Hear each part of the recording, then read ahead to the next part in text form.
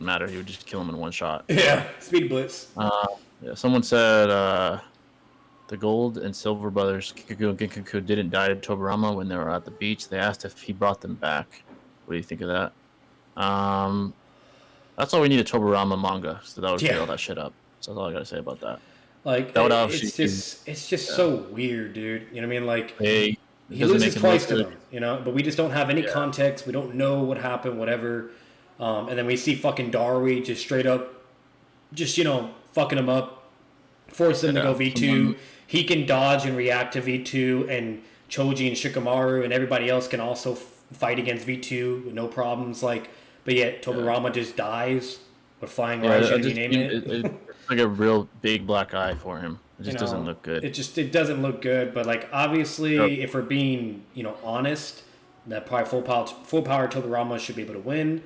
It's more likely he just wasn't at full power. Maybe he was fatigued. Maybe he was already injured. He was off guard too. I think that's the story. It's like it says in the data books that it was an ambush. It was an ambush. So it wasn't like it was. Yeah, he wasn't really prepared, and he was fatigued. I think because they were like engaging in battle before that. Yeah, so the first time was like when they're at the summit. He was with the second Raikage. They get ambushed. You know, so you could say that Tobirama was more likely at full power because it's literally a political meeting. And like, I'm gonna be real with you. Like, everybody has their mixed opinions on this. Swag and Seth apparently believe that he wasn't hit off guard or anything. That they actually think it's worse from at least something I was seeing previously that they recently just uploaded. Because their whole reasoning was Tobirama is a sensory ninja. How the fuck does he get hit off guard? How did he get ambushed? Like, you know, like how the fuck does Ken and Gin pull up with their massive chakra reserves when he's able to sense when he's able to sense Madara and Naruto's Nine-Tails chakra across the fucking battlefield, like miles and miles away. So like, you're telling me at a political meeting where yes, you would be paranoid and you're kind of, you know, cautious. That's literally what is shown and emphasized in like 5 Kage Summit. Everybody's kind of on their toes, or, you know, making sure whatever. So it's really weird. Like he was there to sign a peace treaty with the Cloud Village. So why the fuck would he not have his sensory on? That doesn't make sense. 2, he is literally a sensory ninja, so he should have been able to pick up on them and then fight against them with the second Raikage. So, you know, that's Seth and Swag's whole reasoning, but either way, if you want to give him the benefit of the doubt and somehow, some way, regardless of all that, he still gets hit off guard, and that's what gives him the advantage, and which is why he was put to the verge of death, okay, and he escaped probably more than likely with flying Raijin or whatever. But either way, it's just like I said, with what we have, it just doesn't look good for him. Either way, he looks bad, honestly. Exactly. He's a Kage, and he's failing to defeat those two at a summit. At a summit at that, so he had another Kage there. And we know he didn't get sealed because then he couldn't have been brought back by Edo. You know what I mean? So he didn't get sealed either by their shit. He just got straight up, you know, killed the second time and fucked up the first time. That's absurd, honestly. The fact that in such a small moment with Pain Kakashi needed to use MS and never used it with Kakuzu. Exactly. And that too, yeah. He uses it twice. I honestly think Kishimoto wrote himself into a corner with Tobirama's death. How do you get caught off guard when you can sense shinobi across the country? That's kind of true. Yeah, that's what I'm saying. You know, it is what it is. Like I said, you do get to see his war arc feats, but once again, he's only able to perform the feat he did against Jubito because he was an Edo. Like, you guys got to remember, like, he got speed blitzed by Jubito. So if he was alive, he would have been dead. That means he can't do no paper bomb, whatever, yada yada. So Jubito's power is constantly fluctuating because he had a mental nerf the whole time. And that too, you know, like, so there is a moment where he puts some paper bombs on Jubito, but then again, he's an unstable and mindless beast, and he just stands there.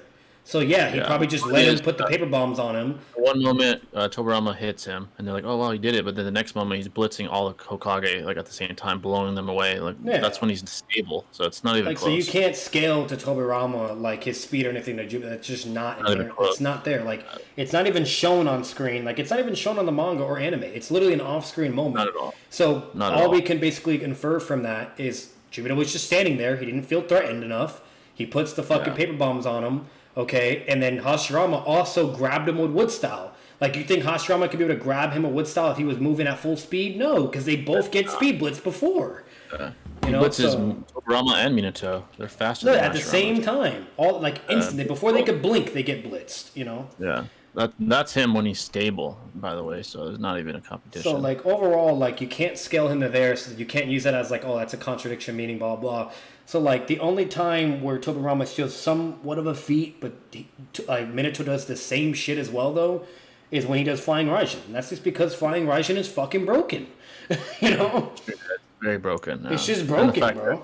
that Jubito was fluctuating, and the flying rising is instantaneous. The only reason that ever happened. So. Yeah. Someone said, my view, the scaling is Kisame above Datara, who's above Sasori. No, he's not above Sasori, because Datara admits he's not. And Sasori is equal in power to Kakuzu. No, he's not. He's above Kakuzu. But, okay. All right, folks, 2 more questions, or 3. Been in a while. How is Sage Mode stronger than Pain when Pain one-shot the old frog who was waxing Sage Naruto during training? Well, to be fair, Naruto, I think, surpassed the Toad, to be fair. But either way, Pain is stronger than both of them. Yeah. And the only reason Sage Naruto was having success was because Pain was fatigued, he had no intel. And he had no Tendo powers. Yeah, so that's if why. He had, so like, even if he was fatigued and tired, if he had access to Tendo powers as well, he would immediately shit on him. That's literally what happens. If he had intel, he would have ended it quicker. So yeah, he was kind of, what was happening is Tendo was sending the weaker path to test Naruto out. Yeah. But if he was already aware of Sage Mode, he would have ended it quickly. So and not only that, the weaker path was still able to dodge Sage Mode's attacks too. Like he sends the fucking absorbing one and makes him run up, and then Naruto's like, manga and anime, he's throwing attacks but he can't hit him. And so the chick's like, oh, attacks don't work because of link vision, blah, blah, blah. So what does Naruto do? He does the frog Kumata, whatever the fuck it's called, where it creates an off-guard hit, and he's able to hit him because you can't see that shit, basically. Or even if you don't land the attack, it's going to hit you regardless, which was the only reason why he even hit that path of pain. So, like, while these motherfuckers are fatigued and weakened, they can still dodge and react to Sage Mode Naruto. He was that fatigued and still competed says a lot. Yeah, like he had to create openings, okay, to where Genbuto swallowed the summoning path, where it's like pitch darkness. That's why Naruto got that one. He had to use the off guard hacks ability. That's why he got the one that absorbs ninjutsu.